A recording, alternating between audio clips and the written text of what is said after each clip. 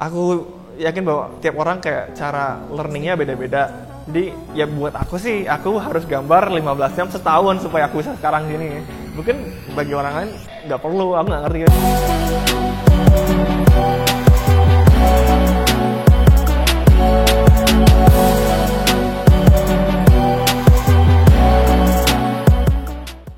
Halo guys, selamat datang di Menti Super Giant. Kita di sini karena kita percaya kalau kita adalah entitas yang akan terus belajar, dan kita juga percaya kalau ide dan pengetahuan akan jadi jauh lebih bernilai jika dibagikan dan bisa diakses semua orang. Nah, pada episode kali ini kita akan belajar dari seorang konsep artis yang merupakan lulusan dari FZD Design School Singapura dan juga lulusan dari Brainstorm School di Burbank, United States. Dan dia juga sekarang sedang menggarap sebuah personal project yang rencananya akan dipamerkan di sebuah konferensi di UK yang tujuannya adalah sebagai trajektori untuk masuk ke game dev studio di Eropa. Kalau begitu biar nggak berlama-lama lagi, please welcome Yogi Sulastama. Halo, thank you udah datang Yogi. Oke, Yogi nih, kita topik utamanya seperti yang tadi gue bilang, kita bakal ngobrol lebih banyak soal konsep art. Kayak gitu. Nah, jadi untuk pertanyaan generalnya dulu, menurut lu pribadi nih, apa itu konsep art?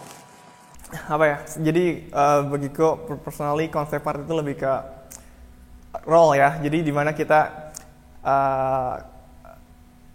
ngasih suatu solusi lewat visual. Kenapa konsep art ini dibutuhin? Soalnya konsep ini bisa let's say menghemat uang. Soalnya kan let's say company atau let's say game dev, mereka pengen bikin aset atau karakter atau environment, dan jika nggak lewatin proses konsep art dan mereka kayak jalanin seluruh kayak proses produksinya dan akhirnya mereka nggak suka apa yang mereka mau, itu it cost money, jadi emang mahal banget dan it cost time juga, which is di game dev contohnya kayak menurutku waktu dan uang kan penting banget. Makanya dengan konsep art kita bisa kayak sejenis lihatlah visinya gimana sih, kayak sejenis workout ini loh final produknya yang bakal kita hasilin. Terus itu juga, dan ya kita juga dengan konsep art bisa kayak sejenis bisa ngelihat sejenis perspektif yang sama antara let's say orang 2D, orang 3D, orang production, orang pre-production. Itu jadi kelihatan, oh ini konsepnya kayak gini, supaya mereka bisa kolaborasi ngasilin si final produknya dengan arah yang production pengen yang sama. Oke. Nah, terus kalau misalnya menurut lu konsep artis itu bedanya sama ilustrator apa? Jadi konsep artis itu jadi kita mungkin lebih ke tugas kita lebih ke nyari solusi dari permasalahan yang ada. Misalkan ya mungkin dari skrip atau dari apa, misalkan banyak orang kayak punya visualisasi, misalkan contoh karakter si A, si B, si C itu mungkin ke karakter ini tuh mungkin beda-beda visualisasinya. Nah, kita yang lurusin, kita yang translating dari skrip atau dari mana ke satu visual tuh kita yang ngasih solusinya. Dan nggak cuma ngasih solusi, kita tuh ngasih kayak eksplorasi, pilihan, dan thumbnail contohnya dan lain-lain, supaya let's say produser atau direkturnya tahu mana yang mereka mau. Mereka bisa milih dari solusi-solusi itu. Nah, oke, sebenarnya kayak gue juga sering banget nih denger kayak ada konsep art, ada juga konsep desain kayak gitu. Nah, sebenarnya itu yang penasaran banget tuh, bedanya apa sih sebenarnya di sini? Soalnya ini cuman kalau aku personally, aku ambilnya gini, sebenarnya dua-duanya sama. Misalnya kan kayak di konsep art, kayak misalnya kayak kita lihat di ArtStation atau mungkin di Facebook, di mana banyak konsep art tuh yang mungkin agak flashy ya. Kita lihat kayak keren, environment yang fotoreal keren, terus karakter yang misalkan udah ada di keyframe keren-keren. Dia mungkin banyak orang yang ngomongin konsep art.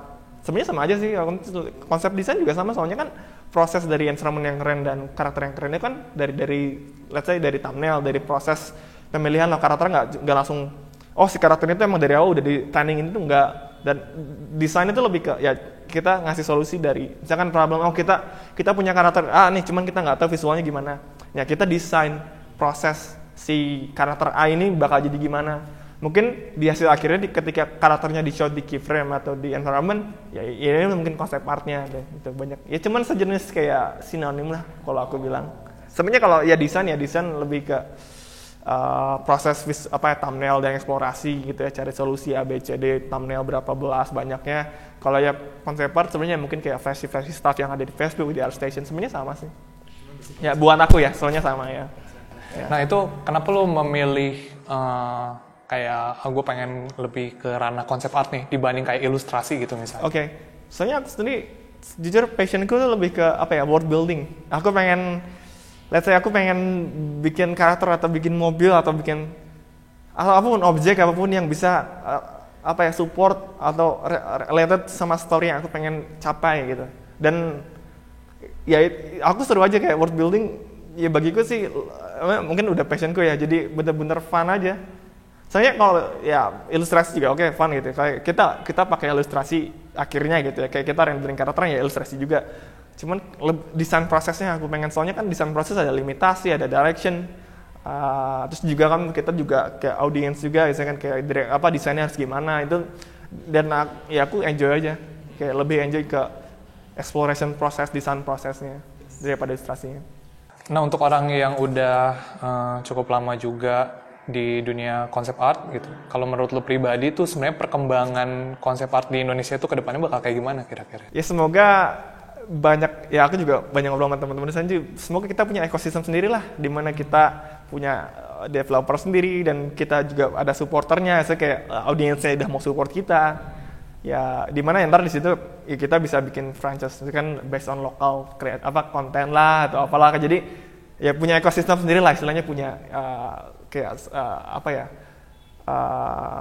loop line sendiri, jadi kita bisa bikin game sendiri disupport oleh masyarakat kita sendiri, terus ya bisa di-enjoy dan saling nguntungin aja di dua belah pihak. Tapi berarti kayak yang tadi lu bilang ada ekosistem sendiri, berarti sebenarnya konsep art sendiri di Indonesia tuh kayak demand-nya masih belum sebanyak itu. Aku sih jujur belum pernah ambil freelance dari orang Indonesia langsung, cuman it's growing lah. Aku ada kayak beberapa perusahaan besar, mereka udah mulai invest di studio let's say animasi lah, di mana ada konsep artnya di situ. Mungkin ya kedepannya dari sekarang demand konsep art membaik lah pelan-pelan. Nah, jadi kan lu kan Yok lulusan FZ dan Brainstorm nih. Jadi mungkin buat teman-teman nih yang mungkin nggak punya privilege berkesana, bisa nggak ceritain kayak gimana sih rasanya belajar di FZD itu sama Brainstorm gimana gitu? Mungkin dari kurikulumnya atau mungkin dari keadaan lingkungannya juga gitu. Kayak ini based on my personal experience ya. Cuman gini sih, aku bilang satu, apa yang aku pelajarin di FCD atau di Brainstorm ya dan lain-lain itu tuh sebenarnya kita bisa pelajarin sendiri selama kita tahu caranya gimana. Jadi basically ya soalnya FCD dan Brainstorm kan mereka yang ngajar profesional juga. Mereka bukan kayak dosen atau mereka working profesional. Dan sebenarnya ya apa yang dibutuhin kalau misalkan kayak kita pengen masuk ke konsep art realm gitu ya. Soalnya kayak basicnya sama, kayak fundamentalnya harus bagus. Ya kita harus tahu visual library-nya harus luas gitu kan. Terus harus tahu misalkan kayak kita mau kejar pengen kayak end goal-nya pengen kerja di studio A, ya kita harus tahu, bisa analisis gitu studio A tuh mereka stylenya gimana, kebutuhan mereka apa dan lain-lain. Dan itu dan basically itu yang aku pelajarin di Brainstorm atau di FCD. Cuma lebih ke personal ya learning process gitu ya antara aku sama si pengajarnya. Dan emang yang aku kira bener-bener berharga tuh di Brainstorm dan FCD itu lebih ke environment di mana aku dan 30 orang yang passionate sama aku, yang satu hobi dan satu setipe sama aku, kita dikumpulin di suatu ruangan dan kita gambar at least minimal per hari 15 jam bareng, which is so fun gitu. Kalau buat aku sendiri waktu itu friendly competitionnya itu bener-bener yang micu aku supaya aku kayak in terms like my art journey bisa grow-nya bisa cepat, soalnya memang tiap hari kita dipacu buat gambar terus. Nah which is buat aku kesempatan kayak gitu jarang bisa ditemuin kecuali di sekolah-sekolah kayak gitu. Oke. Nih, berarti yang tadi gue dengar berarti hard work banget ya untuk berada di sana gitu. Nah, about hard work sebenarnya gue ngerasa masih banyak gitu loh yang orang-orang juga yang masih nganggep kalau misalnya buat jadi orang yang kerja di industri kreatif tuh nggak butuh hard work banget gitu loh. Jadi kayak iya kan. Jadi mungkin lu bisa nggak ceritain kayak average schedule lu di FZD dan Brainstorm? Oke. Jadi mungkin banyak orang mikir kayak cuman gambar doang gampang gitu. Oke. Jadi ya kalau aku maksudnya di FZD kayak keseharianku ya, contoh sehari kayak bangun jam 8 terus kayak kelas mulai jam 10, kayak kita misalkan ada homework atau apa kita print, terus kita sarapan dan lain-lain, terus dari jam 10 ya di sekolah jadi aku gambar sampai jam 10 lagi. Kayak break kita punya jam 1 sama jam 6, ya aku ambil sejam break makan gitu istirahat. Terus balik ngampus lagi, balik gambar lagi. Pulang ke rumah pun jam 11 kita gambar sampai jam 4. Dan ya itu. Ya, itu ya berarti gambar sehari berapa minimal? Ya minimal 15. Ya 15 jam lah, 15 jam. Itu jadi benchmark buat orang yang pengen jadi konsep artis, gambar 15 jam. Ya, jadi biasanya gini kayak selama kalian misalkan mungkin aku bilangnya subjektifnya bisa. Jadi aku yakin bahwa tiap orang kayak cara learningnya beda-beda. Jadi ya buat aku sih, aku harus gambar 15 jam setahun supaya aku bisa sekarang gini. Mungkin bagi orang lain nggak perlu, aku nggak ngerti. Cuman asal kalian tahu apa yang lemah. Misalkan kalian go-nya mau di mana, kalian lemahnya apa. Selama kalian bisa analisis akses itu, ya terus kalian bisa kasih solusinya ke problem yang kalian punya, otomatis grow kalian bisa lebih cepat juga. Iya benar. Gitu. Benar. Oke, untuk tantangannya buat jadi konsep artis apa aja yang lebih ke sebenarnya satu yang mungkin lebih ke ya art generally gitu ya, kayak buka art station lah atau buka Facebook, gila keren-keren nih gitu, kira-kira bisa nggak sih aku kayak gini gitu ya. Nah itu sih satu mental di situnya, apakah kita ya tiap hari kan kita ngelihat banyak art yang gila-gila gitu kan, banyak ya aku sih fine aja kan, aku ambil dari motivasi kan teman-temanku ada yang kayak ngelihat itu jadi malah jadi down lah, jadi apalah kayak. Terus juga ya working ethic terus kayak konsistensi, misalkan kayak ya buat belajar konsep art kan nggak cuma butuh belajar yang technically bener juga, yang fundamental bagus juga, teman kita harus punya visual library yang kuat juga. Ya itu ya tantangannya ya belajar dunia gitu ya, apa sih ya contohnya kayak simbiosis animal yang kira-kira interesting yang kita bisa pakai di film atau di game, ataupun negara mana sih yang punya landmark yang orang-orang belum tahu yang ini keren banget gitu. Ya contohnya Indonesia banyak kan, kayak banyak orang luar nggak ngerti misalkan kayak kita punya apa di daerah timur gitu kan, banyak ya. Aku sendiri belum tahu banyak juga kan. Cuman ya itu loh, gitu kita harus tahu dan kita bisa sell the ideas gitu ya ke public gitu. Gitu sih. Kalau lu sendiri cara untuk nge-self to soothing sendiri? Oke, jadi simple sih kalau aku sendiri. Ya aku contoh ya, aku gambar serius baru kayak 2-3 tahun terakhir. Nih, lihat. Misalkan art station ada siapa, misalkan contohnya artis terkenal siapa? Swang. Gila, seru banget tuh. Swang kan, ya kalau lo tau, Swang kan dari FCD, dari Brainstorm, dari Art Center. Dia kan, misalnya dia backgroundnya ada banyak. Dan dia background segini, aku background masih kayak eksperimen segini. Dibandingin ya, of course, it won't make sense gitu. Kita di level yang beda, in terms of like experience sendiri gitu ya. Makanya aku pikir, ya oke lah jadi motivasi. Mungkin dalam stage-nya dia sekarang, ya sekarang dia udah segini ya. Mungkin aku 3 tahun lagi semoga aku bisa kayak gitu aja. Ya apa sih yang aku butuhin, like what he has and I don't gitu. Dan aku kejar dari situ. Jadi aku udah ada basic ini.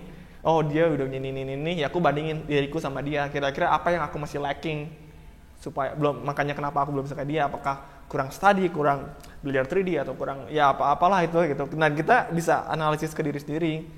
Apa sih kurangnya aku dan gimana caranya biar bisa kayak dia. Dari kalau bisa kayak kontrol itu ya aku yakin sih nggak akan ngedown. Malah jadi motivasi dan kayak jadi dia tuh jenisnya jadi kayak jadi referensi buat aku belajar juga gitu. Jadi itu mengingatkan gue sama nasihat dari salah satu grafis desainer favorit gue juga, namanya Chris Do. Jadi dia pernah bilang, don't mistake someone's ending with your beginning, gitu. Jadi walaupun lu lihat orang itu jago, sadarilah kalau misalnya dia tuh jago pasti ada prosesnya gitu. Dan kalau misalnya lu jalani proses itu, lu juga bisa jadi itu. Nah gitu. Oke, jadi tadi kan udah tuh tentang sekolah FZD dan Brainstorm. Kalau misalnya typical designing proses gitu di Brainstorm sama FZD sama yang lu jalani sekarang gimana?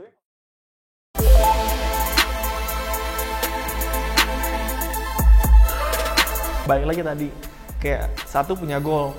Oke, dalam 6 bulan atau dalam setahun saya pengen ini, atau mungkin short term goal. Kayak dalam 1 bulan saya pengen jago di sini. Ya fokus ke situ.